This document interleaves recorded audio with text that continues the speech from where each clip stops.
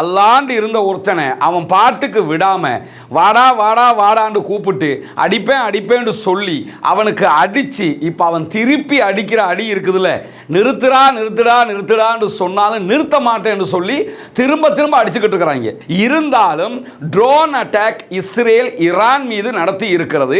அந்த தாக்குதல்கள் எப்படி இருக்கிறது என்பதை பார்த்துட்டு அதற்கு பதிலடியா ஈரான்காரன் இப்ப கொடுத்திருக்கிறான்ல, அது எப்படி இருக்குதுன்னு பார்த்தீங்கன்னா, இஸ்ரேலுடைய ஈரல் மாதிரியான ஒரு நகரம், அந்த நகரத்தின் மீது சரமாரி தாக்குதல்கள் நடத்தி இருக்கக்கூடிய ஈரான் மிக தெளிவாக எப்படியான தாக்குதல்களை எல்லாம் அதிகமாக நடத்தி இருக்கிறது என்று சொன்னால், இஸ்ரேலுடைய ஈரல் மாதிரியான ஒரு நகரம், அந்த நகரத்தின் மீது சரமாரி தாக்குதல்கள் நடத்தி இருக்கக்கூடிய ஈரான் மிக தெளிவாக எப்படியான தாக்குதல்களை எல்லாம் அதிகமாக நடத்தி இருக்கிறது என்று சொன்னால்,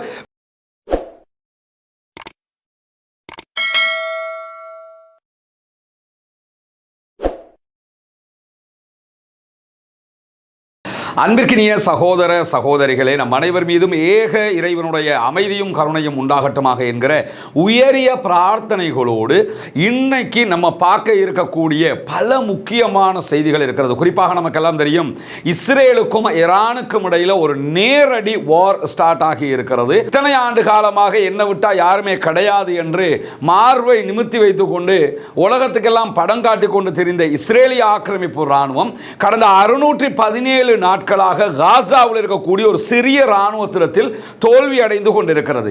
அப்படி இருக்கக்கூடிய நேரத்தில் தான் எப்படியாவது ஈரானை வம்புக்கு இழுத்து அமெரிக்காவையும் அதில் கோர்த்து விட்டு ஈரானையும் அழித்து எல்லா அரபு நாடுகளுக்கும் நான் தான் வல்லாதிக்கம் கொண்டவன் என்று சொல்லி அரபு நாடுகளை அடிமைப்படுத்துவதற்காக இஸ்ரேல் பல திட்டங்களை வகுத்து கொண்டே இருந்தது. அந்த அடிப்படையில் தான் தற்போது ஈரான் மீது அவர்கள் தாக்குதல் நடத்தினார்கள். இந்த தாக்குதல் நடத்தப்பட்டதுக்கு பிறகு நடந்த சம்பவங்களை பார்த்தீங்கன்னா, ஈரான்ல முதன்மையாக இஸ்ரேல் நடத்திய தாக்குதல் உச்சகட்ட பயங்கரமான தாக்குதல்ங்கிறதுல யாருக்கும் மாற்று கருத்து கிடையாது. நம்முடைய ஆரம்ப வீடியோவில் இருந்து அதை சொல்லிக்கிட்டே தான் வர்றோம்.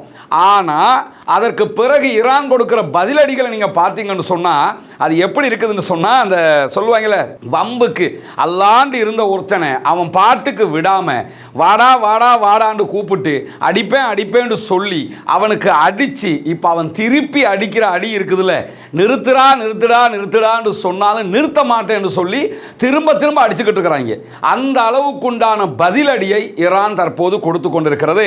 நேற்று இரவு ஈரானிய ஜனாதிபதி மசூத் பெஸக்ஷியன் ஒரு செய்தியை சொல்லியிருந்தார். என்னன்னா, ஏற்கனவே ஈரானுடைய ஷியா ஆன்மீக தலைவராக இருக்கக்கூடிய ஆயத்துல்லா அலி ஹாமனி அவங்க என்ன சொல்லியிருந்தாங்கன்னா, மரணத்தை விட கொடூரமாக எங்களுடைய பதிலடி இருக்கும்னு சொன்னார்.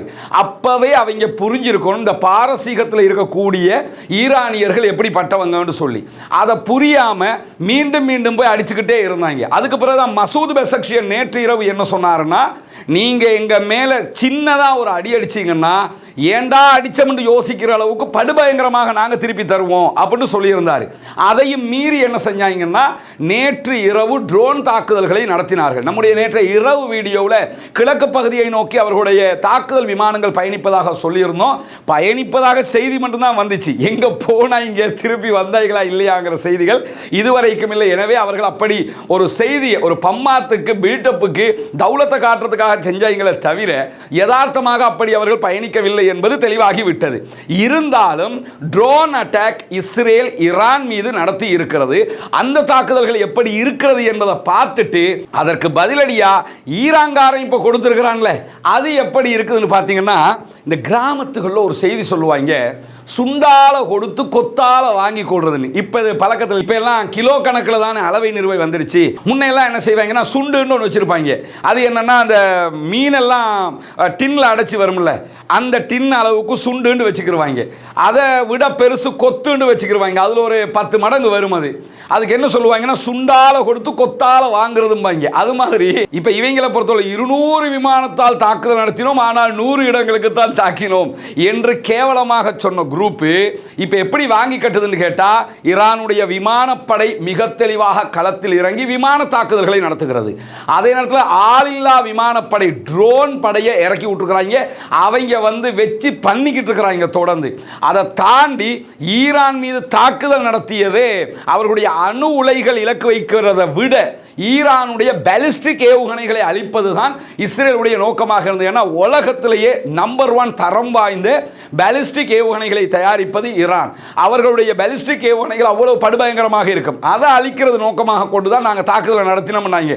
அதே பாலிஸ்டிக் ஏவுகணைகளை கொண்டுதான் இப்பொழுது இஸ்ரேலை துவம்சம் பண்ணி கொண்டிருக்கிறது ஈரான். முதல்ல ஈரான் மீது இஸ்ரேல் நேற்று நடத்தி இருக்கக்கூடிய தாக்குதல்களில் என்னவெல்லாம் நடந்திருக்கிறது என்பதை காய்தல் உவத்தல் இல்லாமல் நாம் பார்த்து விட வேண்டும். முதலாவது, நேற்று இரவு இஸ்ரேல் ஈரான் மீது நடத்தி இருக்கக்கூடிய தாக்குதலில் தெஹ்ரானில் இருக்கக்கூடிய ஒரு எண்ணெய் கிணறு பாதிக்கப்பட்டிருக்கிறது.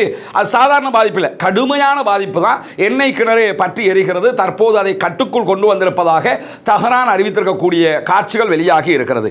அதே நேரத்தில் ஈரானுடைய வான்பரப்பில் பறந்த இஸ்ரேலுடைய 3 ட்ரோன்களை ஈரான் சுட்டு வீழ்த்தி இருக்கிறது. நேற்று நீங்க பரவலாக பார்த்தீங்கன்னா நம்ம வீடியோக்கள் சிலதை இன்னைக்கு டெலிகிராம் சேனல்ல போடுவோம். அந்த வீடியோக்கள் எல்லாமே எதை காட்டும்னு சொன்னா, இஸ்ரேல் நடத்துகிற தாக்குதல்களை ஈரானுடைய வான் பாதுகாப்பு தற்போது தடுக்க ஆரம்பித்து விட்டது. இஸ்ரேல் அயன் டோம் வச்சிருக்கிற மாதிரி ஏரோ சிஸ்டங்களை வச்சிருக்காங்களா இல்லையா, தேட் வரைக்கும் உள்ள வரக்கூடிய ஏவுகணைகளை தடுக்கிறதுக்கு, இத மாதிரியே ஈரானும் வச்சிருக்கிட்டு இருக்காங்க. அதுவும் மொபைல்ல நிறைய வச்சிருக்காங்க.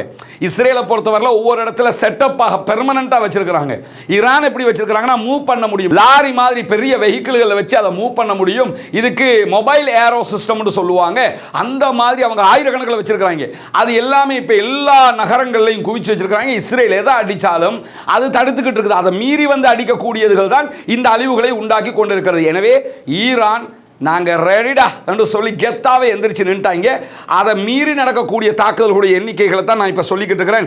ஈரானுடைய அணுசக்தி நிலையத்தோடு தொடர்பு பட்ட தெஹ்ரானில் இருக்கக்கூடிய ஒரு தளத்தின் மீது இஸ்ரேல் நேற்று தாக்குதல் நடத்தி இருக்கிறது.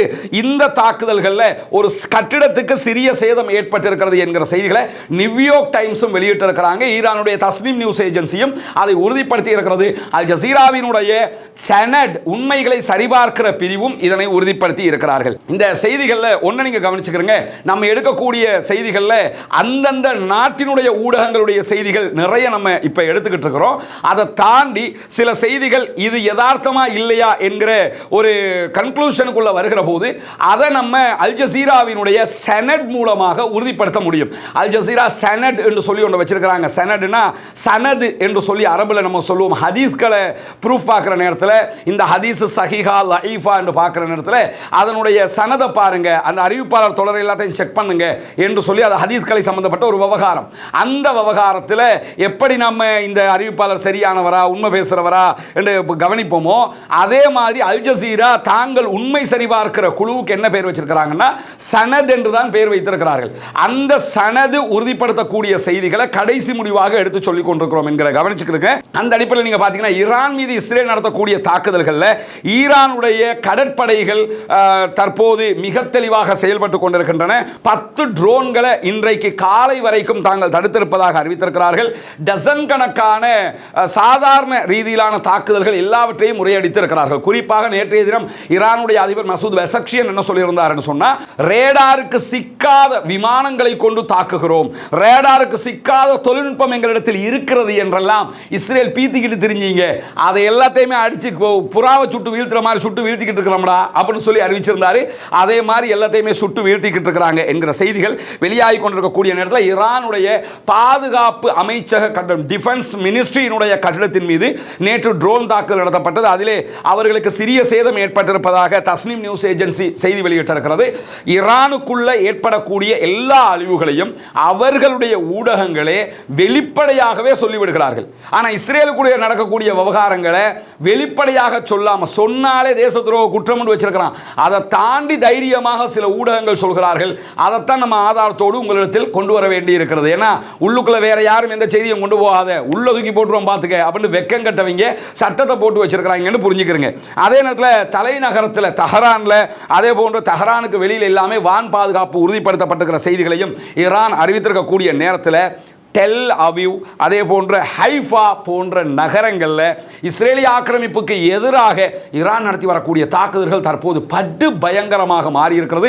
இன்றைக்கு ஞாயிற்றுக்கிழமை அதிகாலை நேரத்தில் ஈரான் இஸ்ரேல் மீது நடத்தி இருக்கக்கூடிய தாக்குதல்கள் இதுவரைக்கும் 9 பேர் கொல்லப்பட்டிருக்கிறார்கள், 240 பேர் படுகாயம் அடைந்திருக்கிறார்கள் என்கிற செய்திகள் வெளியாகி இருக்கிறது. குறிப்பாக இந்த 9 பேருமே கொல்லப்பட்டிருக்கக்கூடியவங்க இஸ்ரேலிய ஆக்கிரமிப்பு இராணுவத்தோடு ஒருங்கிணைந்தவர்கள். இராணுவத்தை சேர்ந்தவர்களும் இராணுவத்திற்காக வேலை பார்க்கக்கூடியவர்களும் தான் கொல்லப்பட்டிருக்கிறார்கள். படுகாயமடைந்தவர்கள் அதிகமானவர்களும் அப்படியானவர்கள் தான் என்று சொல்லி இன்றைக்கு ஈரானுடைய தஸ்னீம் நியூஸ் ஏஜென்சி இந்த செய்திகளையும் சொல்லியிருக்கக்கூடிய நேரத்தில் இன்றைக்கு டெல் அவீவ் அதே போன்று ஹைஃபா நகரங்கள் மீது தான் படுபயங்கரமான தாக்குதல்கள் நடத்தப்பட்டிருக்கு. ஹைஃபா சிட்டிங்கிறது இஸ்ரேலுடைய ஈரல் மாதிரியான ஒரு நகரம். அந்த நகரத்தின் மீது சரமாரி தாக்குதல்கள் நடத்தி இருக்கக்கூடிய ஈரான் மிக தெளிவாக எப்படியான தாக்குதல்களை எல்லாம் அதிகமாக நடத்தி இருக்கிறது என்று சொன்னால், இஸ்ரேலுடைய டெல் அவீவ் பகுதிகளில் இருந்த பல வீடுகள் இன்றைக்கு அழிக்கப்பட்டிருக்கிறது. வீடுகளை பொறுத்தவரை இது எல்லாமே குடியேற்றங்க, எல்லாம் பலஸ்டைனை ஆக்கிரமிச்சுக்கிட்டு இருக்கிறான். அந்த வீடுகள் மேலே சரமாரியான தாக்குதல்கள் நடத்தி இருக்கிறார்கள். கட்டிடங்கள் மீது சரமாரியான தாக்குதல்கள் நடத்தி இருக்கிறார்கள். இவங்க தான் அப்துல் ஷுக்கூர் ஏரியா பள்ளியினுடைய தலைவராக பொறுப்பாளராக இருக்கிறாங்க மஹல்லாக்கு. இவங்க வழியாகத்தான் நம்ம இந்த மக்களை அடையாளம் கண்டோம். ஆரம்பத்தில் இவங்க தான் இப்படி ஒரு பிரச்சனை இருக்குது இந்த மக்களுக்கு, முடிஞ்சதை பண்ணுங்கன்னு சொன்னாங்க. அல்ஹம்துலில்லாஹ் அவங்களோட எண்ணம் அல்லாஹ் அவங்களுக்கு அதுக்குரிய பரிபூர்ணமான கூலியை கொடுக்கணும். எந்த விதமான சுயநலனமற்று தனக்குரிய தேவைகள் இருந்தாலும் எதையுமே கவனத்தில் கொள்ளாமல் இந்த மக்களுக்காக பண்ணுங்கன்னு சொல்லி இந்த ஏற்பாடை பண்ணி தந்தாங்க. அல்ஹம்துலில்லாஹ் இன்னைக்கு வேலை ஆல்மோஸ்ட் கம்ப்ளீட்டட் ஆகிடுச்சு. இன்னொரு சின்ன 2 வேலை மட்டும் இருக்குது. இந்த மாதம் கடைசியில் நாங்கள் வீட்டை ஒப்படைச்சிருவோம். அந்த உரிய 5 குடும்பங்களுக்கு கொடுத்துருவோம். இன்னும் 9 வீடுகள் நம்ம கட்ட இருக்குது இன்ஷா அல்லாஹ். அப்படி இருக்கிற போது தான் கொண்டு வந்த தலைவரை வீடுகளை இதுவரைக்கும் முடித்த பகுதியில் காட்டி இருக்கிறோம். இப்போ தலைவர் பார்த்துருக்கிறாரு. எப்படி இருந்துச்சு? நல்லா இருக்கு. அல்ஹம்துலில்லாஹ் நமக்கு கிடைச்சதை அப்படியே கொண்டு வந்து கொட்டியிருக்கோம் தலைவர். அவ்வளோதான். அல்ஹம்துலில்லாஹ் மாஷா அல்லாண்டு ரொம்ப திருப்தியாக எல்லா வேலைகளும் நடந்திருக்குது. அல்ஹம்துலில்லாஹ் சொல்லி இப்போ அந்தந்த குடும்பங்களுக்கு விரைவில் இந்த மாதத்துக்குள்ளே நம்ம அந்த வீடுகளை கையளிச்சிருவோம். கையளித்ததுக்கு பிறகு அடுத்த வீடுகளை கட்டுகிற பணிகள் இருக்குது. இந்த 9 வீடுகள் கட்டணும். இதுக்கு உதவி செஞ்ச மாதிரி எல்லோரும் அதற்கும் நீங்கள் உதவி செய்ய வேண்டும். உங்களுடைய உதவிகளை கொண்டு தான் நம்ம இதெல்லாம் பண்ணிக்கிட்டு இருக்கிறோம். அல்ஹம்துலில்லாஹ் அந்த குடும்பங்களுடைய மகிழ்ச்சி இதில் அடங்கி இருக்குது. அல்லாஹ்வுடைய திருப்பொருத்தம் நமக்கு இதில் அடங்கி இருக்குது. எனவே இதற்கு உதவி செய்திருக்கக்கூடிய அத்தனை பேருக்கும் நாங்கள் நன்றி சொல்லிக் கொள்வதோடு அல்லாஹ் உங்களுக்கு அருள் புரியணும். அதே நேரத்தில் மற்றும் இன்னும் 9 வீடுகள் இருக்குது, அதுகளை கட்டுறதுக்கும் நீங்கள் உதவி செய்யணும். ஏற்கனவே நான் சொல்லியிருந்தேன், சில சகோதரர்கள் நமக்கு இதில் 140 ரூபா அனுப்பியிருந்த ஆட்களும் இருக்கிறாங்க. ஒரு 100 ரூபா அனுப்பின ஆட்களும் இருக்கிறாங்க. அதை தாண்டி தங்களால் முடிஞ்ச அளவுக்கு தந்த சகோதரர்களும் இருக்கிறாங்க. அதுக்கு இதை சொல்ல வரேன்னா, அவங்களோட சின்ன ஒரு அமௌண்ட்டாக இருந்தாலும் இதில் வரணும் என்று அவங்க அதை இது அத்தனை பேரும் சேர்ந்து அதை செஞ்சுருக்கோம். ஒரு தனியால் செஞ்சதல்ல, அத்தனை பேரும் சேர்ந்து நம்ம இதை பண்ணியிருக்கிறோம். ரொம்ப அருமையாக பார்க்குறதுக்கு நமக்கு சந்தோஷமாக இருக்குது. எங்களுக்கு நாங்கள் எப்படி வீடு கட்டினா எப்படி கட்டுவோமோ அதே மாதிரி கட்டியிருக்கிறோம். எங்களால் முடிஞ்ச வரைக்கும் அது சரி. அல்ஹம்துலில்லாஹ் இன்ஷா அல்லாஹ் இதை பார்க்குற சகோதரர்கள், இதற்காக உதவி செய்த சகோதரர் அத்தனை பேருக்கும் அல்லாஹ் அருள் புரியட்டும். மற்ற வீடுகளுடைய பணிகளை மீது கொடுத்ததோடு நம்ம ஆரம்பிக்க வேண்டியிருக்கு. ஏன்னா அந்த மக்களும் அடுத்த எதிர்பார்ப்போடு இருக்கிறாங்க. எனவே அதற்காக உங்களுடைய உதவிகளை வாரி வழங்குமாறு கேட்டுக்கொள்கிறேன். முன்னால் தெரிகிற நம்முடைய அக்கௌண்ட் நம்பருக்கு நீங்கள் நேரடியாகவே உங்களால் முடிந்த உதவிகளை, தான தர்மங்களை வைப்பு செய்ய முடியும். அதே நேரத்தில் சில நாடுகளிலிருந்து வைப்பு செய்ய முடியாது என்று சொல்லக்கூடிய சகோதரர்கள் முன்னால் தெரிகிற வாட்ஸ்அப் மற்றும் தொலைபேசி இலக்கத்திற்கு என்ன நீங்கள் தொடர்பு கொள்ள முடியும். தொடர்பு கொள்கிற பட்சத்தில் அதுக்குரிய வழிகாட்டுதல்களையும் நம்ம தர்றதுக்கு தயாராக இருக்கிறோம். அத்தனை பேரும் இந்த மக்களுக்காகவும் எங்களுக்காகவும் துவா செய்கிற அதே நேரம் சகோதரர் அப்துல் ஷுக்கூர் அவங்க தான் இதற்கு முன்னணியாக நின்று இதனுடைய விதையை போட்டது இவங்க தான்.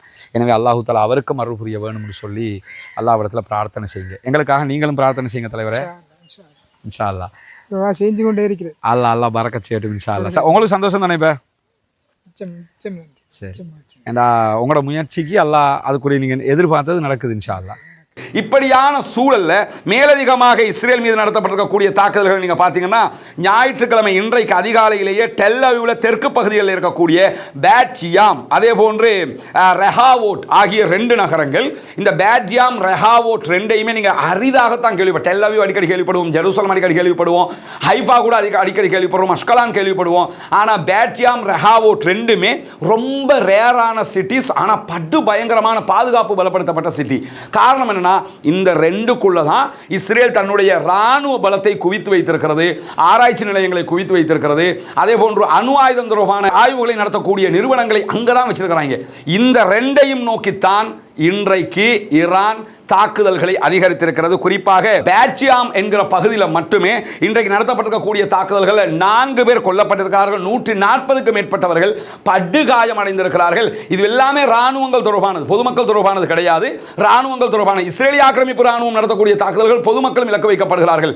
ஆனால் ஈரானுடைய தாக்குதல்களை நீங்க எடுத்துக்கிட்டீங்கன்னா பொதுமக்கள் இலக்கு வைக்கப்படாமல் ராணுவம் இலக்கு வைக்கப்பட்டுக் கொண்டிருப்பது என்பது விசேடமான ஒன்றாக இருக்கக்கூடிய நேரத்தில் பேட்சியாம் நகரத்தில் ஈரானுடைய ஏவுகணைகளுடைய வெடிப்பால டசன் கணக்கான வீடுகள் இன்றைக்கு அழிந்திருக்கிறது என்கிற செய்திகள் வெளியாகி இருக்கிறது.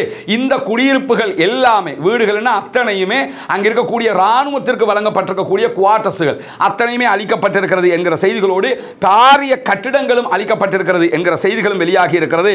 அதே நேரத்தில் இஸ்ரேலுடைய அதிகாரிகள் பேட்யாம் பகுதிகளை ஒரு ரெட் லைன் அறிவிப்பாக வெளியிட்டிருக்கிறாங்க. என்னன்னு சொன்னா, இந்த பகுதி அதிக உயிரிழப்புகள் ஏற்படக்கூடிய பகுதி, அதிகமான அழிவுகள் நிகழ்ந்திருக்கக்கூடிய பகுதி அப்படின்னு சொல்லி பேட்யாம இன்றைக்கு அறிவித்திருக்கிறார்கள். இதெல்லாம் நம்ம எப்படி பார்த்தோம்? அதிக உயிரிழப்புகள் ஏற்படக்கூடிய பகுதி என்று சொன்னா காசா அப்படின்னு பார்த்தோம். அதிகமான அழிவுகள் ஏற்படக்கூடிய பகுதின்னா காசா அப்படின்னு பார்த்தோம். இன்னைக்கு மாறி எப்படி நிலைமை வந்துருச்சு தெரியுமா? அல்லாஹ் தஆலா அழகான ஒரு வசனம் இருக்குதுங்க குர்ஆன்ல. இந்த காலத்தை மனிதர்களுக்கு மத்தியிலே சுழல விடுகிறோம் அப்படின்னு அல்லாஹ் சொல்றான். எப்படி சுழலுது பார்த்தீங்களா? ஒரு குறிப்பிட்ட 2 வருடங்களுக்குள்ளாக மாறி சுழன்று கொண்டிருக்கிற விதமாக அல்லாஹ் தஆலா வைத்திருக்கிறான் காலத்தை. அன்னைக்கு அவங்க அடிச்சாங்க, காசா மக்கள் அடி வாங்கிட்டு இருந்தாங்க. இன்னைக்கு நிலைமை எப்படின்னா, ஈரான்காரன் அடிச்சுக்கிட்டு இருக்கிறான், இஸ்ரேல்காரன் அடி வாங்கிட்டு இருக்கிறாங்கிற நிலைமை உருவாகி இருக்குது. இடையில ஒரு விஷயத்தை சொல்லணும். என்னன்னா, சில பேர் உட்கார்ந்துக்கிட்டு ஈரானும் ஒன்று தான் இஸ்ரேலும் ஒன்று தான், அது தத்துவ ஞானிகள் கொஞ்சம் பேர் கிளம்பியிருக்கிறாங்க.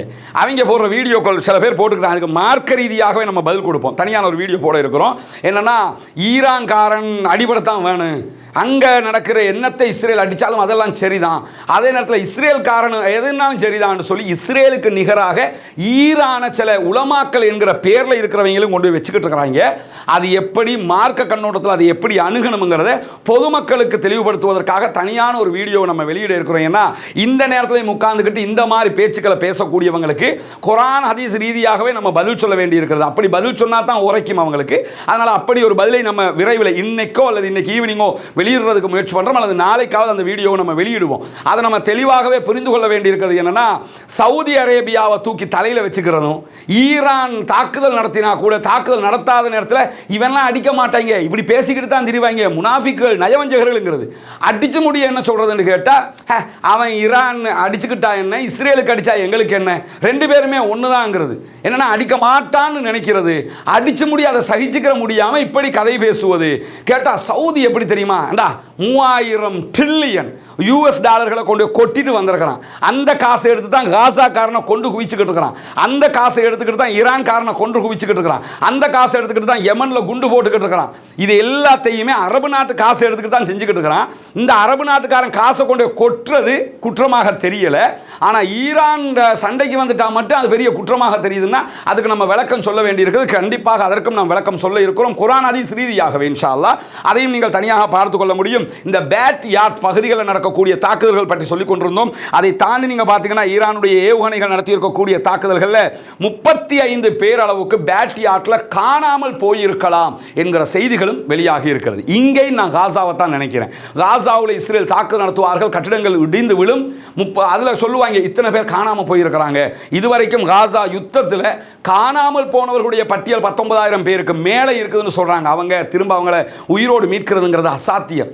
ஏன்னா வருஷ கணக்காக காணாமல் போயிட்டாங்க. கட்டிடத்துக்குள்ள இடிபாடுகளுக்குள்ள உயிரோடு மாண்டு போயிருப்பார்கள். அல்லாஹு தஆலா அவர்களுக்கு ஷஹீதுடைய அந்தஸ்தை கொடுக்க வேண்டும். கட்டிட இடிபாடுகளுக்குள் சிக்குகிறவர்களும் ஷஹீதுகள் என்கிற அந்தஸ்தை இஸ்லாம் தருகிறது. அல்லாஹ் அவர்களுக்கு அந்த வாய்ப்பை கொடுக்க வேண்டும். இணை வைக்காத பட்சத்தில் அவர்கள் கண்டிப்பாக ஷஹீதுடைய அந்தஸ்தை அடைவார்கள்.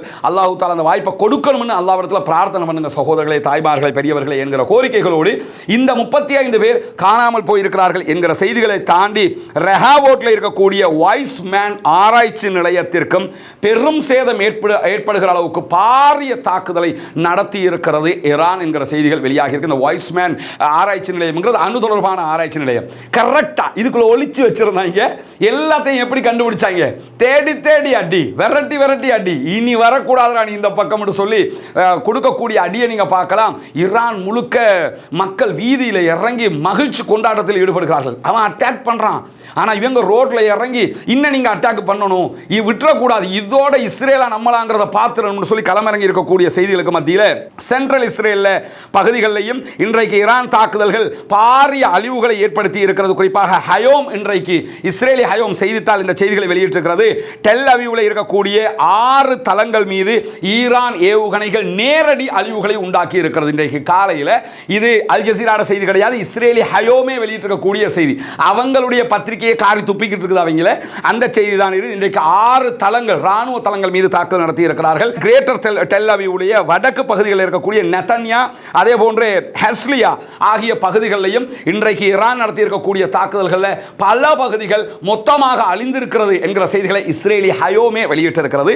அதை தாண்டி ஈரானுடைய தாக்குதல்களோடு இணைந்து யமனில் இருக்கக்கூடிய ஹூதிகளும் தாக்குதலை ஆரம்பித்திருக்கிறார்கள். ஹூதிகளுடைய ஏவுகணை தாக்குதலுடைய புகைப்படங்களை இன்றைக்கு அல் ஜசீரா வெளியிட்டிருக்கிறது. அந்த காட்சியை தான் நீங்க அதில் பார்க்குறீங்க. இதை தாண்டி மேற்கு கலீலி பகுதிகளில் இருக்கக்கூடிய தம்ரா என்கிற நகரம் இஸ்ரேலுடைய, அந்த நகரத்திலையும் படுபயங்கரமான தாக்குதல்களை, ராக்கெட் தாக்குதல்களை இன்றைக்கு இஸ்ரேலுக்கு எதிராக ஈரான் நடத்தி இருக்கிறது என்கிற செய்திகளை இஸ்ரேலுடைய எடியோத் அஹ்ரனோத் செய்தி பிரிவு இன்றைக்கு வெளியிட்டிருக்கிறது. எல்லாமே அவங்க செய்திகளை தான் சொல்லிக்கிட்டு இருக்கிறோம். ஏன்னா சொல்லிடக்கூடாதுல, உள்ள ஒண்ணுமே நடக்கலப்பா, நான் சொல்லுகிற அதே தளங்களை நீங்க போய் என்ன பார்க்கலாம்னு சொன்னா இந்த செய்திகளை பார்த்துக் கொள்ள முடியும். அதை தாண்டி இன்றைக்கு இஸ்ரேலுடைய சேனல் 13 வெளியிட்டிருக்கக்கூடிய செய்திகள் என்ன சொல்றாங்கன்னா, ஈரான் 2 வேவ் தாக்குதல்களை நடத்தி 2 அலை தாக்குதல்களை நடத்தினார்கள் இன்றைக்கு காலையில்.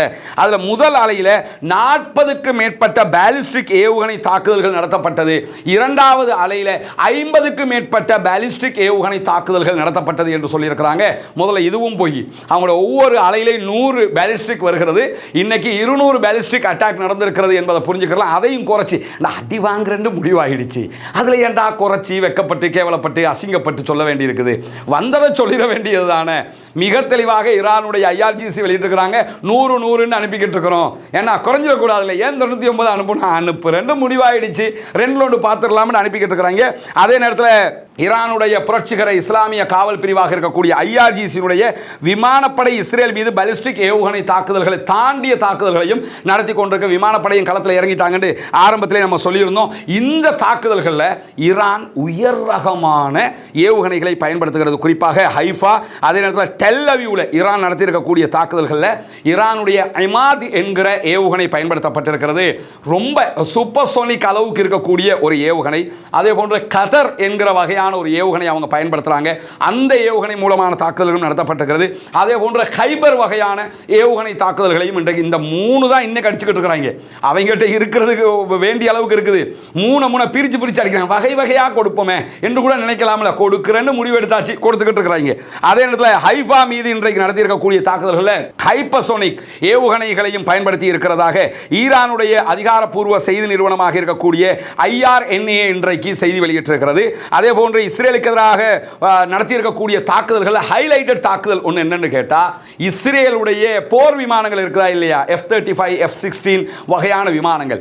இந்த விமானங்களுக்கு ஏற்றுகிற எரிபொருள் இருக்குதா இல்லையா, சூப்பர் பெட்ரோல் வகைகள் ஏற்றுகிற அந்த தளங்கள், விமானங்களுக்கு பெட்ரோல் கொடுக்கக்கூடிய தளங்களை இலக்கு வைத்து இன்றைக்கு பாரிய ஏவுகணை தாக்குதல்களை நடத்தி இருக்கிறார்கள். எல்லாமே என்னன்னா, நீ எங்களை அடிக்க வரக்கூடாதுங்கிறதுக்காகவே அடிச்சுக்கிட்டு இருக்கிறாங்க. சூப்பர் பெட்ரோல் ஏற்றக்கூடிய அந்த நிலையங்கள் மீது இன்றைக்கு உச்சகட்ட தாக்குதல்களை நடத்தி இருக்கக்கூடிய நேரத்தில் ஈரானுடைய ஒரு முக்கியமான பாதுகாப்பு அதிகாரி அல் ஜசீராவுக்கு சொல்லியிருக்கக்கூடிய தகவலை இன்றைக்கு அல் ஜசீரா ஒரு ஹைலைட்டட் நியூஸாக வெளியிட்டுக் கொண்டிருக்கிறார்கள். அது அவர் என்ன சொல்றாருன்னா, யுத்தத்தை நாங்கள் ஆரம்பிக்கலை, ஆரம்பித்தது அவங்க, ஆனால் முடிச்சு வைக்கிறது நாங்களாகத்தான் இருப்போம், அவங்கள முடிச்சு வைக்க விட மாட்டோம், நாங்கள் தான் அதை முடிச்சு வைப்போம்னு சொல்லி இன்றைக்கு வெளிப்படையாகவே அவர்கள் அறிவித்திருக்கிறார்கள். இப்போது வரைக்கும் வந்திருக்கக்கூடிய மிக முக்கியமான செய்திகளாக இந்த செய்திகள் வெளியாகி இருக்கிறது.